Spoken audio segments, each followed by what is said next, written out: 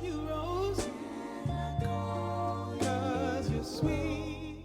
guys, Hey, welcome to our podcast. I'm Jay, I'm Ruby. and we're starting a podcast. Hopefully that's obvious at this point. We wanted to start a podcast that was hyper local, hyper relevant to people that live in the West Village, and that brings news and social insights. Was that what we want to call it? Sure. And also just like some hot takes, I would say. We love a hot take. Restaurants in New York optimized for scene rather than food. That's what Holiday Bar was doing, but then they had to redo the food because it wasn't keeping up. They really stepped up. They really did. But the vibe was there. As a restaurant in general, like you have to understand the New Yorker is into the facey, sceney spot much more than they are into what they're eating exactly. I agree. As long as it's like good enough, they're fine. If you put too much investment into your food, you're not going to make it. If you put too much investment into your scene and the environment and the decor, you might actually make it. You might make it, and then you can always fix the food, which is basically what happened to Holiday Bar. Yeah, get your vibes dialed and then focus on the food if you want to. Which, by the way, I wish that was less the case because I do love food, obviously. One of my chef friends said to me, though, that vibes are temporary, food is forever. How do you feel about that? That's an interesting take. Who said it? My friend who owns a pizza restaurant. Insightful person. Yeah. He was like, chef is life. I would say that I would say that the current New York restaurant landscape would suggest otherwise. But I think that more so says that's more so. I mean, first of all, New York is a transitory city, so people just like leave. Mm-hmm. And then also, I think they just love being seen. People do. They just love people being in New York seen. do love being seen and being seen. That's why we go out. You're being seen everywhere you go in New York. People are watching. What do you think of the? Even like at home, like if you don't like close your blinds, you're just being watched. You're being seen. Yeah. Oh, you're always being seen. I'm the worst at that. What do you like? Closing my blinds. I always get forget. dressed in front of your window. Yeah. Are you giving proudly the West Village a show? Yeah. All the tourists. All Maybe the that's tourists. why they're always in front of your taking pictures. People in the West Village are incredibly basic. That's what it says in my notes. Oh, I think you're completely accurate with that one. Yeah. This is some feedback. We interviewed what would you call him? A waiter. We're not going to say his name. A waiter. A waiter. Who works at a notable restaurant. You're not going to say where? I mean, you can say where. He works between American Bar and Holiday Bar. He works between American Bar and Holiday Bar. I'm just going to start repeating everything you say. And do you want to share what he had to say about the West Village and people inside of it? He said that everyone is afraid of doing something different, and that when he takes someone's order, they're waiting for what everyone else is going to order before they say what they want. So they don't know what they want and they would want to just conform? Yeah. Does that mean they're basic? How do you define basic? Someone that is more concerned with fitting in than anything else. Interesting. I would just call that person insecure. Wow. That was deep. That was so hard. Are you Gandhi? Yeah, I could see that as a type of insecurity. Yeah, if you do anything too outside of the norm, you just don't know how people are going to take it, and so you just do you know what the Procrustean bed is? No. Do you want to enlighten me? I would if I knew. I'm just kidding. It's like this. Someone look it up. Justin, can you look it up? It's either like Greek mythology or something like that. Procrustean bed.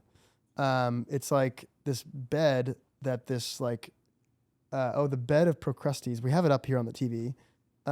It's a proverb.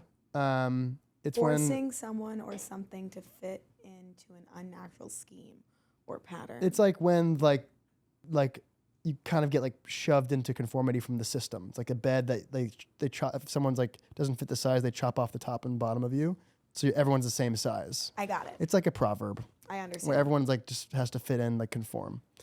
Hopefully the West Village isn't that. I think we're more than that. Parts of it that are. There are, yeah. Well, Guys, I just think switch up that- your drink order at least. Like, don't just order a martini every single time. Stop.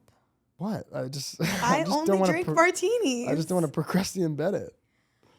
I guess I do other things that are outside of the norm. I think for you, also your image on the West Village is very, you only know a specific cohort. You only know the 22 to 38-year-old person in the West Village. Are you trying to say that I should connect with my elders and the youth? Maybe you should volunteer. I think Hopefully I don't have to go start volunteering to meet non-basic people. I think it's a different perspective that I have because I have a community outside of my friends. I'm not trying to West shit on Village. volunteering. Everyone should volunteer, but should. like, I want us to do better. I think I don't within want us to your be Murray age Hill. cohort, there is a lot of basicness because people Or want to be like everyone else. But I think when Yeah. you go outside of it and you look at the West Village as an overall community and the history and the people who have been there and the little kids, like, I feel like the older people in the West Village and the youngest people in the West Village are so comfortable in their being skin. different and want to be different. And the West Village is a safe space for that.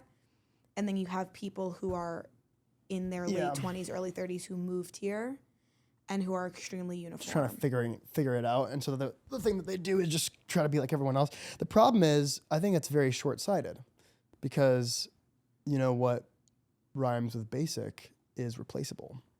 That's what rhymes with basic. It doesn't, but it kind of in spirit does. It's like if you're really basic, then someone can just like swap you out for the next basic person. Yeah, that's why And I if don't you're do really basic. special and different, then they can't do that because you're irreplaceable. So get like a mezcal soda instead of a martini. Or get Apparently mezcal is like the cleanest alcohol you can drink. Like there's no... I agree. That's why I get mezcal sodas with You lime drink juice. mezcal sodas? With lime juice, yeah. What kind of mezcal are we drinking? I don't even care. Anything. Interesting. I thought mezcal was out. I think mezcal is just getting started. I think it's like I was thought it was out. And now I'm seeing it a lot more. I'm So hearing in. people order it. Yeah, we're just getting fired up mezcal wise. Okay, that's enough about basic people. Think about when I'm in the These are bathroom. the things that Jay thinks about that I think are worthy enough to write down and talk about Because again. most of them are not. Trust me. Just for the record, we have to Trust him. filter through a lot. Yeah, this took like 2 hours to whittle down. Yeah, we're whittling. This is whittled. Okay, share. I said that I think, and I could be wrong, but I think that people like oversharers, but not if they talk too much. So people that can share a lot in a minimum amount of words. The problem with most oversharers is they just keep blabbering about themselves. We want the juice. We just want it in little doses. We want it succinctly. Like, don't just take forever. Just give us all your secrets, but in a really small amount of time. Who do you know that's like that, Jay? Nobody. Oh, besides you. Yeah. I was literally setting you up for that one. Sorry. Yeah, I'm an oversharer. Pietro's kind of like that too. He is, and he's funny with it. He has a good delivery. He's really funny. He's become less of an overtalker. I think maybe because of you? hanging out with me. I don't know, but he's just perfected it. I am certainly an oversharer. He's perfectly funny. Perfectly funny. Where's Pietro? We also talked about how very few people are so funny in such a natural way that every single person in the room laughs, and they can command the attention of an entire room and just uplift the vibe. Pietro. If you don't know Pietro's a Pietro, star. then get to know him. Get to know Pietro. Get to know him, ladies and gentlemen. We'll link his Instagram. in the Yeah, bio- leave a comment in the notes. notes. Leave a comment below, Pietro. Tag yourself. We really need like a billboard or like a forum or something like that. What, like that goes in between us that like shows these photos of people? Well, yeah, but I meant more so like we need a website, like Oh, like whatever the fuck references? the name of this podcast is.com. And then there's just like these like comments and threads and stuff, and people can just tag themselves. Okay, we can do that. Instagram is like not going to cut it for that. YouTube? Yeah, maybe YouTube. I think you can make comments on Apple Podcasts. Yeah. I don't know. We'll figure it out. Someone, yeah, let me know what you guys. Anyways, this is a topic we've been coming back to a lot. And it is a topic that has to do with the difference between guys and girls. Obviously, we're stereotyping. We're generalizing a little bit. And we're talking, I think, about hetero. Oh, yeah, potentially. All of it is generalizing. Yes. But broadly, a great analogy to describe the difference between how men's brains work. And this is basically only something we discovered by talking out loud about how our brains work. Yeah. Also, for context, Jay and I spend about an hour together a day. At least. At least. Mostly at St. George. Yeah. Shout out to St. George. He Langan, keeps me in line. Mo. I'm not really good at doing work. Langan, Mo. You're doing great. Tristan, the best. Don't forget about Tristan. Fave. Anyways, it's basically an analogy for how men's brains work versus women's brains. And the analogy is that guys' brains are like a TV, one TV. Where you have to get up and change the channel. You have to get up and change a channel to start thinking about something new. And they can only really focus on one channel at a time, which I'm trying my best to have like the remote in my hand right now so we can talk about these different topics. But all I really want to do is just go really deep on one topic. Anyways, guys have to like change the channel to think about something else. In other words, our brains are like very compartmentalized. And stereotypically, women's brains are not like that. I would describe your experience. I would describe it as a woman's brain is like the control room in like a surveillance scene of a movie, and it's just like 20 screens going off at once, and you're looking at all of them at once and thinking about all of them at once. Which I think is probably a healthier way. I don't know if it's healthier or not, but it's like a more integrated. Like your brain is more integrated. Everything in my life has flow and is connected. Yeah, so like there's just thoughts popping up, like the screens are like telling you things, and you can like, oh, like let me think about this, or like you're just juggling a lot of emotions and ideas at the same time. It could be ADD. I am gonna just say that. I think it's ADD, but it's also not like productive. I don't know if it's productive. It's just that you're not shutting off important things. I'm always thinking about everything all at once. That's like the sequel to Everything Everywhere All at Once. That's why I'm an oversharer. Just kidding, but it's the only way I can handle it. Because you have to just get it out. Yeah. There's all this stuff playing on all these screens. I'm always thinking about actually everything. So if you're wondering why guys are so awful or weird or just like can't relate. Awful. It's because they are just on one channel. They're on the Disney Channel. No, they're not. They're not on the Disney Channel. They're on FX. And they can control not thinking about things. They cannot think about things. I cannot think about things. Like a guy can say to you, all I do is think about you all the time. And that's not what he means. Yeah, it's true. What he means is when he takes a moment to think about something, he thinks about you. I mean, the worst part is that this can be true for someone I really do care about. I can turn that channel off completely. But you just found out that you also might turn on automatically. Every once in a while, there'll be like a little like when you're like going between channels really fast and you just hear like 1 second of it, like that. Yeah. That can happen. And then you like try to find it, it's lost. It's really weird. It's really weird. Jay has feelings, guys. It is a weird feeling to have feelings. I don't know how you guys do it. Why don't you ask me like some questions about what it's like to be a What girl? is it like to be extremely empathetic? Borderline, yeah. I used to not think I was empathetic. I used to think that I was a raging sociopath because... Oh, okay, maybe I asked the wrong person. No, you did ask the right person. And as I've become more secure in myself and more self-aware, I'm able to care for other people and see it as a strength and not a weakness. To be empathetic? Yeah. The ability to feel for someone is so powerful that you can like foster a relationship that's strong enough to be able to take on their pain as your pain, their success as your success, and like truly want the best. Do you think that empathy can go too far? Yeah. It can be unproductive at a certain point. Yeah, if you're like feeling everything for everyone, then you can't really do anything about it. You're just like kind of you exist downstream of everything else, and you just can't really do anything for yourself. Selective empathy. Selective empathy. You just invent that? I think I did. Wow. Okay, next topic. This is a really fun topic. This is kind of like borderline dating advice, which okay. We're not a dating podcast. We're not a dating podcast. We're just rooted in dating. Just kidding. We're not a dating podcast. Jay will be like, I'm not going to think about dating, and then every conversation ends with like the Dynamic between like guys and girls when I they're do dating. think the dynamic between guys and girls is just interesting. It doesn't necessarily have to be in the context of dating. But you bring it back to dating a lot. Do I really? What are your demons? I mean, we all have demons. I know. What are yours? You're not the overshare. I'm not the overshare. I'm the undershare and the undertalker. Which you wouldn't. Undertalker. That's like the Undertaker.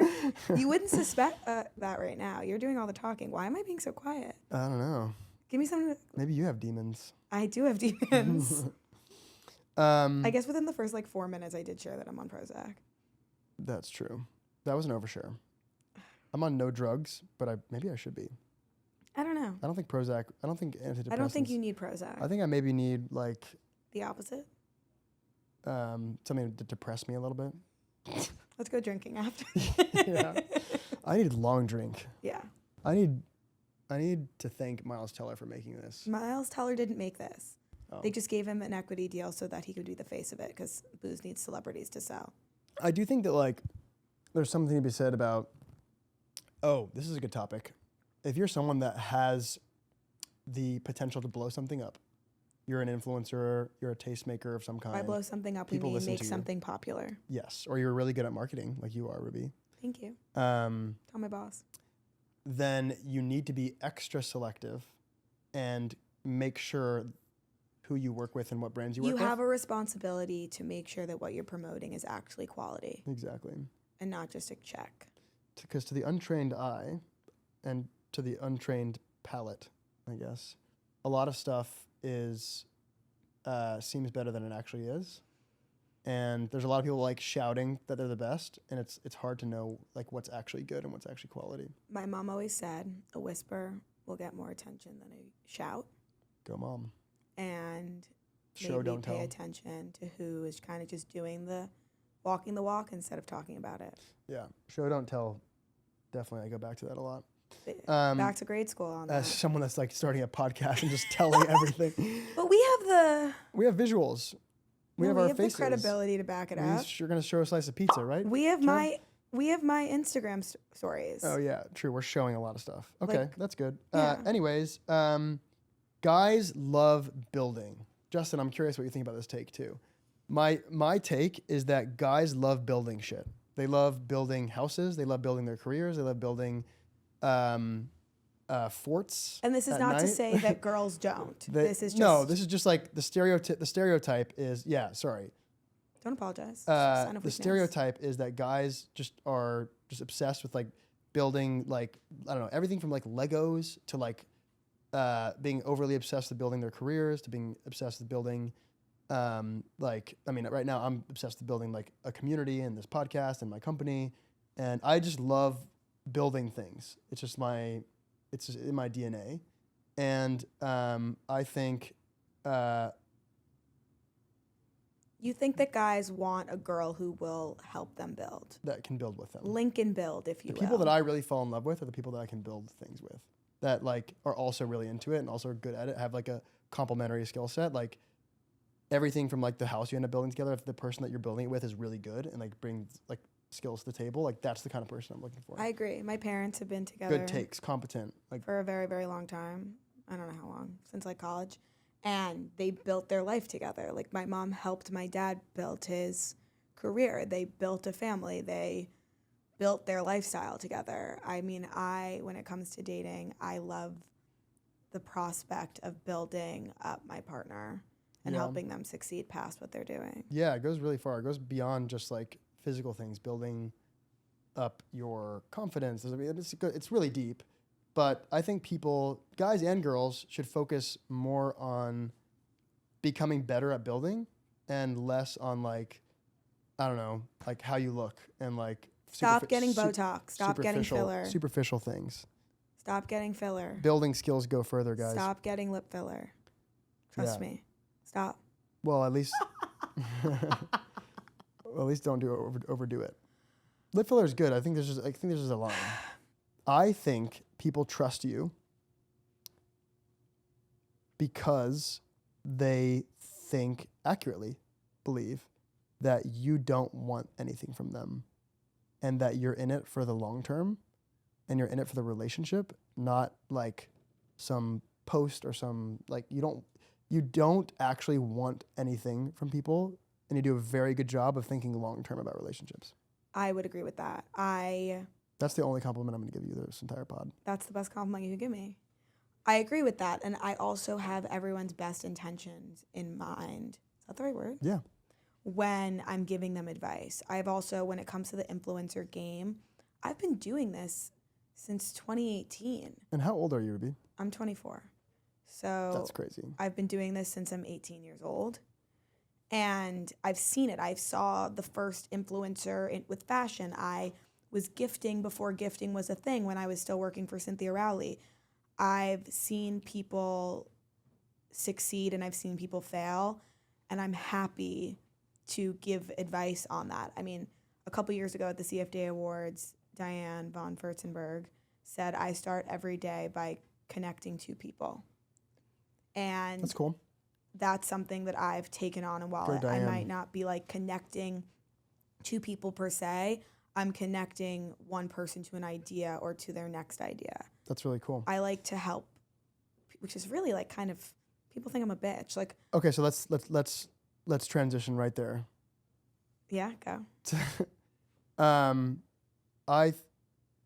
was a good compliment. It's a true compliment that I just gave you. I truly believe that. That I don't want anything from anyone. That you just vibes. Not only just vibes, but like you also are very long. You're like I like people who are long-term thinkers. They're doing things for the long term, not just some short-term reward. I guess, but a lot of people don't like you. I don't know if it's that people don't like me per se. I think that I am very easy to dislike. Okay, and talk to me about that. And I think I'm polarizing. And I think that I was very mean to a lot of people for quite some time. Can we talk about that for a second? Do you want me to issue a public apology? I actually do. I'm glad you said it. Guys, I'm addressing all the people right now that Ruby has rubbed the wrong way. Ruby has rubbed the wrong way. That really rolls off the tongue. That's too many R's. You have some haters, people that have come to me and told me they don't like you. You know that's music to my ears, though. Don't see, God damn it. Literally can't. This is why we can't have any nice things. People don't hate you. You're and not doing enough. I actually, but for the record, guys, I used to hate Ruby. When did this podcast become a roasting Ruby set? Ruby public apology. You are a polarizing person, and that's like saying it lightly.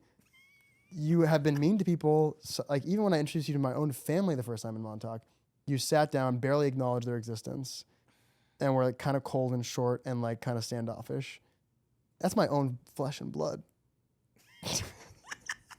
Get over it. Build a bridge. It's actually my stepbrother. Build a bridge. Build a bridge. Build a bridge. But you are a fundamentally different person than probably the people that hate you are thinking that you are. You've changed, which is why I'm here. We're here today. We're here because I'm a different person. Because you are truly, maybe even physiologically a different person. So guys, let's get real. And by the way, last thing. Yeah. That is very rare. So most people are very skeptical when someone says they change, or like when people are like, no, like give them a second chance or whatever. But it's real in this case, as someone that's like also kind of a skeptic. Take it away. Hey guys, let's talk about it. So I know there's a lot of people that I was not nice to, and I think we should start about talking about why I was not nice to them. I was going through an insecurity spell because of some external factors. And do you want to give any more details? No. Okay. No, it doesn't matter. That wasn't a leading question. And because of what was going on in my personal life, and because I was afraid to make changes, I blamed everyone else when it was really not anyone else's fault. And I was extremely miserable, and my misery poured out to everyone and anyone except for like 6 or 7 people. And sometimes even them. Even them, except, just like the guys who own clubs, women who own clubs. Restaurants and bars. Except I was not nice to them sometimes too. And then about 3 months ago, I made the decision to start Prozac. And it changed my life. And I am supportive of external interventions, whether it's pharmaceutical or whatever, experiential, social, whatever, especially because I truly believe that you're either in a downward spiral or an upward spiral. You're never like just stagnant. You're either going down or you're going up. And sometimes you're going down too fast, or you can't get that upwards trajectory again to where good things start like positively reinforcing themselves into more good things. It's okay to use things like Prozac to get back on track. And I'm by no means saying that I am now nice because I'm on Prozac. What I'm saying is that because I have a new outlook on life, I'm able to acknowledge my past behaviors and acknowledge that I don't like who that person was. And that, like, why can't we all just get along? I really appreciate that. No need to be not nice to people. So if you hate Ruby, give her a second chance. And if you want to hate me still, I get it. That seems really genuine and heartfelt. And if anyone has some constructive criticism for me that they can say in a nice way, tell Jay, and he'll tell me. I will say the DMs are not open. Tell Jay. I would also say you're incredibly direct. Like you truly embody the New Yorker directness, which I love. I think that like people that just tell you what you want to hear are kind of just gaslighting you. It's like a subtly toxic gas. Anyways. Girl boss, gatekeep, girl boss. Yeah, whatever. And you do a good job of keeping it real. I appreciate that. Thanks. And you can also, you dish it out and you can also take it. I can take it. I love to be shit on. Yeah, so shit on Ruby, guys. Don't. Just kidding. Unless you're going to buy me a drink first. It's body vodka. I think sometimes probably both of us, this is something we both suffer from. We can come across as judgmental. I've been given that judgmental feedback before. I don't think being judgmental is I think a bad I actually thing. just am judgmental, but not in like a judgmental way. I don't think being judgmental is bad. Why? Because not everything can be good. So someone needs to like decide if it's good or not. People are going to be judgmental of this podcast. And I know I want to hear from them more than I want to hear from the people who are like, yeah, whatever. Have an opinion, people. So you want disconfirming feedback? I want constructive criticism. Okay. Always. Guys, leave your constructive criticism. Emphasis on constructive. Yeah. What the fuck? Because there are a lot of destructive people out there. They just want to see things burn, and they want to be mad and angry. I used to be one of those Maybe they should people. try Prozac. Literally. Do you think they get a sponsorship from Prozac?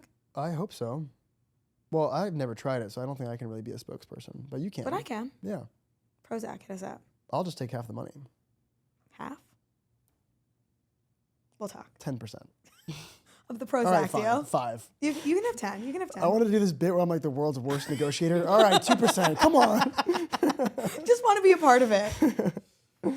Just want to feel cool. Yeah. Just want to feel something. I think that people would love to hear about how incredibly plugged in you are at various places. This is your moment to just brag. I don't like to brag. Yes, you do. I don't like to brag. I like for people to know how amazing I am. Okay, you want the bragging to be self-evident, or Yeah. you want it to just to be I self-evident? like to show, not tell. Okay, that's a change, I think. Is that a shift? I think that I'm more confident in myself and my abilities. I said the other day, the other week, the other month, that I only go to bars and restaurants where I know the owners or the managers, and I feel like that might come across as like jackassy. Incredibly pretentious, yeah. And I like the not but and thing. So this is something I'm working on in therapy. I would never say it, but I like it. Thank you. So something I'm working on in therapy is like... Oh yeah, what's that like, therapy? Therapy is the best thing in the entire world. My mom's a therapist, so I've been... weird. Yes, and I've been in there. It's giving, what's that called? Improv. The thing is, when you're having a conversation with someone and you're trying to validate their feelings, when someone hears the word but, they're going to immediately get defensive. That is such a good point.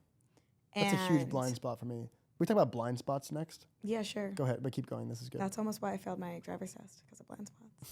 I didn't mean physical ones, but those too. I'll just, loop it all back. So when people hear the word but, they get defensive. And two things can be true at the same time. So when you're talking to someone, most of the time, you don't mean but, you mean and. And it keeps people engaged. Is it because when you say but, they just kind of negate what you said before the but? Or they are negating what you say after the but. I Okay, love your either hair, one. but I think it would look better if you cut it. That would be before the but. That they're negating. You heard. Yeah. All I've listened to is post but. Okay. I love your hair, and I feel like if you wanted to, you could maybe like get a different product. Yeah, I like that. That felt good. Yeah. Are you talking about my hair right now? No. Okay. I was just using an example. Do you want to talk about blind spots? You totally cut me off talking about. Sorry, I keep cutting you off. Yeah, it's okay. My brain is just moving a million miles an hour. Yeah, this never happens. Yeah. Well, let's go back to the restaurant thing. Okay.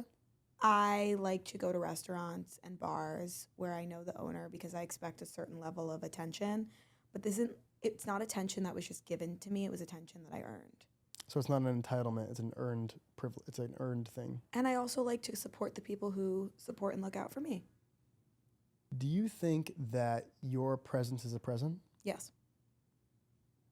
Do you think that you bring a lot of value to people's lives that are in your network? Yes. Do you think that that's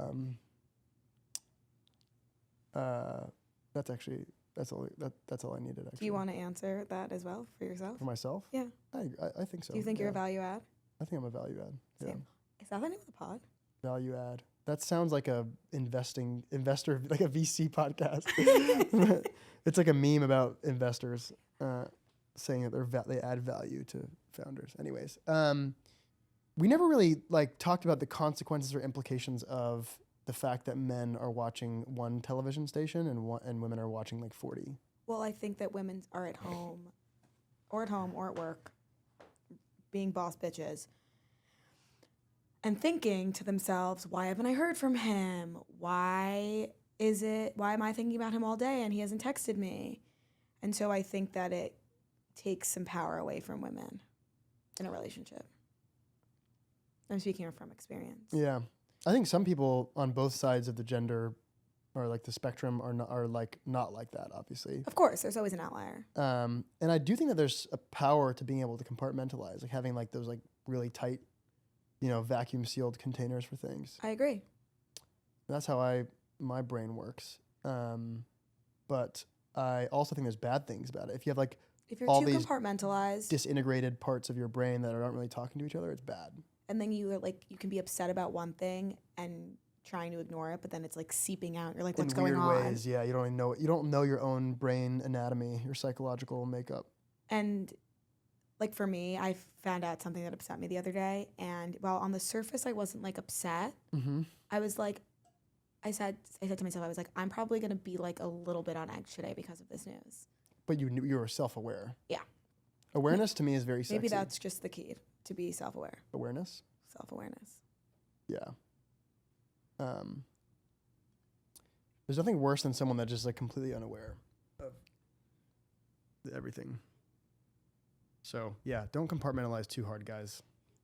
Text her. And girls. Text her. Guys, text her. Girls, it's okay. He'll text you. It's okay to get in your feelings. And also, hot take, text him. Text him. Make him think about you. Jay said to me the other day something along the lines of, I feel like girls are very upset that they're not going on dates, that they don't have a boyfriend, that they're not getting attention, and then they sit in the corner with their head in their phone the whole time. Oh yeah, this is a good one. Where girls should, it's not even about getting dolled up, but go out and be seen. Take your headphones off, take your sunglasses off, get your head out of your phone, go fucking do a Rubik's Cube in the corner. Or do something that is worth conversing about and open yourself up to more people. I agree. I can't tell you the amount of times we've been at dinner with a group of girls or whatever, and I hear something I matched this guy on Raya or something, and I'm not going to respond even though I like him. Stuff like that, or just a guy will approach a girl at a bar and she'll give him nothing, and then afterwards I'm I guess you didn't like that guy. She's like, no, I liked him. It's wait, what? People just don't open themselves up. They're not putting themselves in a position where serendipity and new experiences and Kismet. new people. What's that? Kismet. What's that? Nature of life, everything happens for a reason. I've never heard that. The word kismet? No. Oh. Can we put that up on the screen? Yeah, do you even know how to spell it? Kevin, have you heard of this? Nah. No, it's with an S, guys. Yeah. I've never. Oh, wow. Kismet. There's a clothing store called Kismet in the West Village. It's a software company. Yes, but it's also destiny. Oh, no, it's fate. a packet sniffer. Packet sniffer. That sounds sexual. Kismet. Kismet. Destiny. Fate. The timing of life. Is this like Yiddish? No. Oh. It's my word. I mean, I didn't come up with it, but. It's Turkish. Kismet. Thanks for listening to Best Village. Like, comment, subscribe, follow. Especially follow me because I need more Instagram followers. What's your Instagram? JAY_easy with a Z. And my Ruby. Personal Instagram is at Ruby Saracino. My personal TikTok is Ruby, where you will find out that I have gone viral several times. And Jay has gone viral. One time. Once. In my life. But I've only tried twice. I've never tried. 50%. It's pretty good. You've never tried. I've never tried. It just happened. 100%. You were never tried. I've never tried. But yeah, like, comment, subscribe, follow, stalk us, do whatever you want.